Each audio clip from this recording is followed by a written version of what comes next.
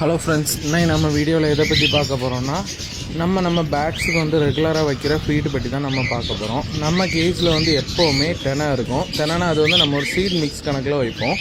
அது வந்து எப்படின்னு தான் நம்ம இந்த வீடியோவில் பார்க்க போகிறோம். இது மட்டும் இல்லாமல் வந்து நம்ம வீக்லி வந்து அதுக்கு வந்து ரொட்டீனாட்டு இப்போ நம்ம பீட்ரூட், கேரட் வைப்போம், அதுக்கப்புறம் கோதம்பு வைப்போம், ரைஸ் வைப்போம், வேறு கீரைகள், இந்த மாதிரிப்பட்ட இது எல்லாமே நம்ம வந்து கொடுத்துட்ருப்போம். இதில் வந்து நம்ம பேட்ஸுக்கு வந்து வைக்கிற இந்த ஃபீடு, அதாவது எப்போவுமே கேஜில் இருக்க ஃபீடு தான் நம்ம என்ன யூஸ் பண்ணுறோம், அது எந்த மாதிரி நம்ம காஸ்ட் எஃபெக்டிவாக பண்ணிகிட்ருக்கோம், பேட்ஸுக்கு வந்து நல்லா அது ஹெல்ப்ஃபுல்லாக இருக்கா ப்ரீடிங்க்கு, அந்த மாதிரி தான் இந்த வீடியோவில் வந்து நம்ம பார்க்க போகிறோம். நம்ம வந்து யூஸ் பண்ணிகிட்டு இருக்கிறது என்னென்னா தென்னையும், அதுக்கப்புறம் உருட்டு கம்பம்புல், அதுக்கு கூட வந்து கொஞ்சம் வந்து ஸ்பெஷல் சீட்ஸ் வந்து நம்ம மிக்ஸ் பண்ணி வச்சுருக்கோம்.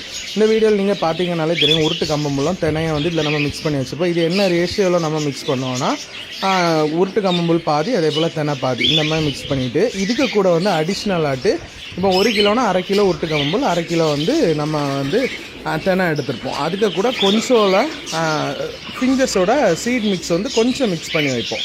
லைட்டாக 1 கைப்பிடி 2 கைப்பிடி அளவு ஒவ்வொரு கேஜுக்கு வைப்போம். இது வைக்கிறதுலேருந்து நமக்கு பேட்ஸுக்கு வந்து காஸ்ட் எஃபெக்டிவாகவும் இருக்குது. 1 கிலோ தென்னை வந்து 45 ரூபாய்க்கு மேலே போயிட்டுருக்கு. அப்படி பார்க்கும்போது நம்ம காஸ்ட் எஃபெக்டிவாக இது இருக்குது. பேட்ஸோட ப்ரீடிங்கும் ரொம்ப நல்லாவே இருக்குது. கம்பம்புல் நம்ம வைக்கும்போது பேட்ஸ் நல்லா ஹெல்த்தாக தான் இருக்குது. இந்த மாதிரி யூஸ் பண்ணி பாருங்கள், உங்களுக்கு காஸ்ட் எஃபெக்டிவாக இருக்கும், பேட்ஸும் நல்லா ஹெல்த்தாக இருக்கும். Thank you friends.